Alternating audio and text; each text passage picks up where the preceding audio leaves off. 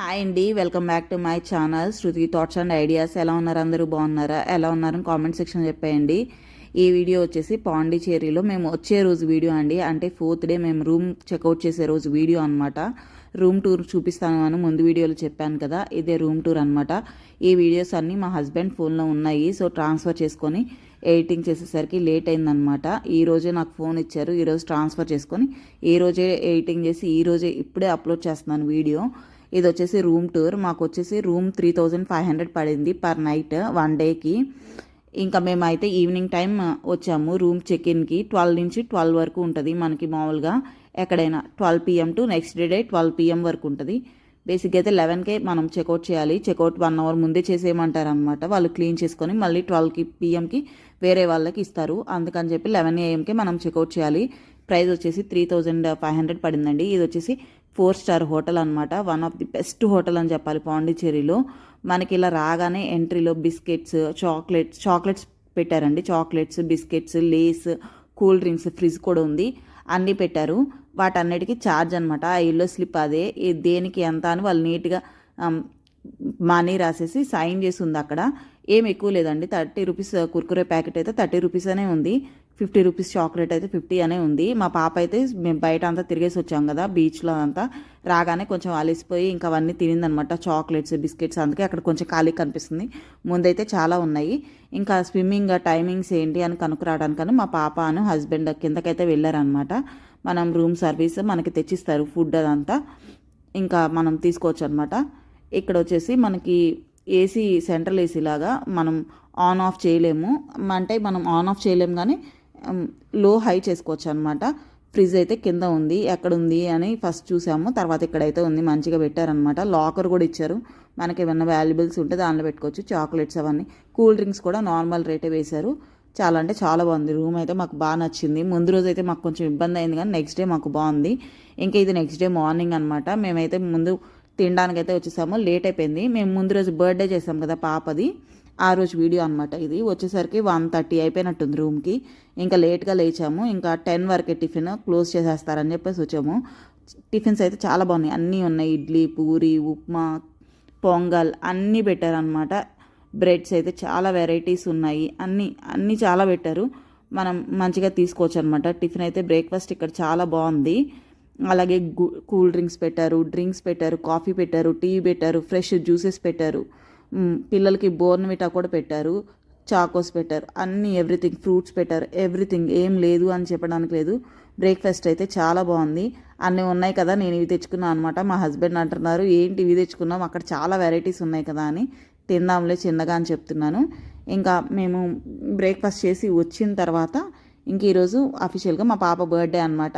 Night చాలా late అయిపోయింది కదా, మా హస్బెండ్ లేపుతున్నారు విష్ చేయడానికి అని చెప్పి తనైతే అస్సలు లేవట్లేదు. ముందు రోజు చాలా లేట్ అయిపోయింది కదా, తను ఇంకా అట్లాగే లేజీగా పడుకొని ఉందనమాట. ఇంకా అట్లాగే దగ్గరికి తీసుకొని విషెస్ అయితే చెప్తున్నారు. ఇంకా అసలు పాపం కళ్ళు కూడా తెరవలేకపోతుంది. పాపం వదిలేయండి పడుకుంటుంది అంటున్నాను నేను. ఆయనేమో విష్ చేయాలి కదా బర్త్డే, మనమే ఫస్ట్ విష్ చేయాలి కదా అంటున్నారు. ముందు రోజు నైటే మా ఇంట్లో వాళ్ళందరూ ఫోన్ చేసి విష్ చేస్తారు నైట్ 12కే. ఇంకా మనం చెప్పాలి కదా అఫీషియల్గా. ఇంకా తనైతే స్విమ్మింగ్కి తీసుకెళ్లారు. ఇంకా అట్లాగే ఉంటే టైం అయిపోతుంది అని చెప్పి స్విమ్మింగ్కి తీసుకెళ్లారు. ఇంకా మేము చెక్అవుట్ చేసే రోజు అనమాట. మేమేమనుకున్నామంటే పాప ఇంకా లేవలేదు, కొంచెం స్విమ్మింగ్కి టైం ఉంది కదా మనకి 11 దాకా, సో ఇక్కడే స్పెండ్ చేసేద్దాము, మనం ఇంకా ఎక్కడికి వెళ్ళొద్దు. మామూలుగా అయితే షాపింగ్ ప్లాన్ పెట్టుకున్నాం 4th డే. షాపింగ్కి వెళ్ళినా మా పాప మమ్మల్ని తిరగనివ్వదు, బాగా ఎండగా ఉంది కదా బయట. ఇంకా అందుకని చెప్పి ఇక్కడే మేము స్విమ్ చేసుకొని వస్తాము. జస్ట్ చెక్అవుట్కి ఒక 10 minutes ముందు వస్తాము, ఫ్రెష్ అవ్వడానికి రెడీ అయిపోయి చెక్అవుట్ చేసేద్దాము అని చెప్పారు. ఇంకా అందుకని వాళ్ళిద్దరు స్విమ్మింగ్కి వెళ్ళారనమాట. సరే అని చెప్పి నేను బ్రేక్ఫాస్ట్ చేసి పైకి వచ్చేసి ఈ లగేజ్ అంతా ప్యాక్ చేసుకుంటున్నాను. చాలా ఉంటాయి కదా, మనం బీచ్కి వెళ్ళాము అంటే తడిచిన బట్టలు ఉంటాయి, మామూలుగా తడవని ఉంటాయి, అలాగే వేరే ఉంటాయి, నైట్ డ్రెస్సెస్ ఇట్లా సపరేట్గా. అందుకే నేను ఇన్ని బ్యాగ్స్ తెచ్చుకున్నాను అనమాట. చూశారు కదా, బాగా తడిచినవన్నీ ఒక దాంట్లో, అట్లా తడవని ఒక దాంట్లో అట్లా పెట్టుకున్నాను అనమాట. మంచిగా టవల్స్ అన్నీ ఒక దాంట్లో, అందుకే అన్ని కవర్స్ తెచ్చుకున్నాను. ఇంకా యూస్ చేయని ఉన్నాయి మా పాపవి, నేను చాలా తెచ్చాను. చాలా వరకు యూస్ చేసేసింది. ఒక 80%, 20% బట్టలు అయితే యూస్ చేయలేదన్నమాట తను. మళ్ళీ అవి వాటిని ఎలా తెచ్చానో అట్లాగే జిప్ లాక్స్లో పెట్టేసి అలాగే పెట్టేస్తున్నాను మంచిగా. ఇంకా ప్యాకింగ్ అంతా అయిపోగానే మా హస్బెండ్ ఇంకా లోకల్ ఫుడ్ అయితే ఇక్కడ టేస్ట్ చేయలేదు పాండిచేరిలో. బేసిక్గా ఏమన్నా తినేసి బయలుదేరదాము అని చెప్పారు. మేము బయలుదేరేసరికి ఈవినింగ్ అయిపోయింది. ఎందుకు అంటే ఇక్కడ ఎలక్షన్స్ జరుగుతున్నాయి అనమాట చెన్నైలో. అప్పుడు క్యాంపెయిన్ జరుగుతుంది, ఎలక్షన్స్ జరగట్లేదు, ఎలక్షన్ క్యాంపెయిన్ జరుగుతుందన్నమాట. ఇంకా అందుకని చెప్పి వాళ్ళకి 1-2 డేస్లో ఆపేస్తారు ఎలక్షన్ క్యాంపెయిన్. ఇంకా వాళ్ళు ఫుల్గా చేస్తున్నారు అనమాట. ట్రాఫిక్ జామ్ అయిపోతుంది అని చెప్పారనమాట హోటల్లో. మాకు అట్లా కనుక్కుంటే చెన్నైలో మీరు ఆగిపోతారు, మార్నింగ్ బయలుదేరితే బెస్ట్, మీరు ఈవినింగ్ బయలుదేరండి, ఈవినింగ్ బయలుదేరితే మీరు తొందరగా వెళ్ళిపోవచ్చు ఎక్కడ ఆగకుండా అని చెప్పారనమాట. ఇంకా అందుకని సరే ఈవినింగ్ దాకా ఎందుకు, ఆఫ్టర్నూన్ అట్లా బయలుదేరదాంలే, మేమైతే స్విమ్మింగ్కి వెళ్ళొస్తాము అని చెప్పేసారు. ఇంకా సరే అని చెప్పి ఆ టైంని మేము అట్లా యూటిలైజ్ చేసుకున్నాము మంచిగా. ఇక్కడ ఏంటంటే రూమ్లోకి మంచిగా ఎండ కూడా వస్తుందన్నమాట. ఫ్రెష్ అయిపోగానే టవల్స్ అవన్నీ అక్కడ కొంచెంసేపు అట్లా పెట్టేశాను. ఇంకా నీట్గా ప్యాకింగ్ చేసుకొని మేమైతే రూమ్ చెక్అవుట్ చేసేసి బయలుదేరిపోవాలి. ఇంకా హస్బెండ్ పాప స్విమ్మింగ్కి వెళ్ళారు కదా, నేను ఈ లోపు అంతా ప్యాక్ చేసేసుకుంటున్నాను. ఇంకా డైరెక్ట్గా మేము మా మమ్మీ వాళ్ళ ఇంటికే వెళ్తున్నాం అనమాట. మళ్ళీ పాపను అక్కడ డ్రాప్ చేసేసి మేము 1 డే అట్లా రెస్ట్ తీసుకొని మేమైతే హైదరాబాద్ రీచ్ అయిపోతాము. హైదరాబాద్ వచ్చాము, మళ్ళీ మేము ఎలక్షన్స్ ఓట్ వేయడానికి వెళ్ళాము, ఓటేసి వచ్చాము. అది ఆంధ్రాలోనే ఉంటుంది ఓటు. ఇంకా మా అత్తయ్య వాళ్ళ ఇంటికి వెళ్ళి ఓటేసి వచ్చాము. ఇప్పుడు చేస్తున్న ఈ వీడియో వచ్చేసి ఇంకా మేమైతే రెడీ అయిపోయాము ఫైనల్గా రూమ్ చెక్అవుట్ చేయడానికి. ఇక్కడ ఇడ్లీ తెప్పించాము, పాప ఏం తినలేదు, స్విమ్మింగ్ కూడా చేసి వచ్చింది, అలసిపోయి వచ్చింది కదా అని 180 రూపీస్ అండి 3 ఇడ్లీ ఇచ్చారు. కానీ టేస్ట్ అయితే అస్సలు బాగాలేదు, పాప అయితే ఒక్క స్పూన్ కూడా తినలేదు. మళ్ళీ దానికి 2 చట్నీస్, సాంబార్ ఇట్లా ఇచ్చారు. 180 రూపీస్ వేస్ట్ అనుకున్నాము.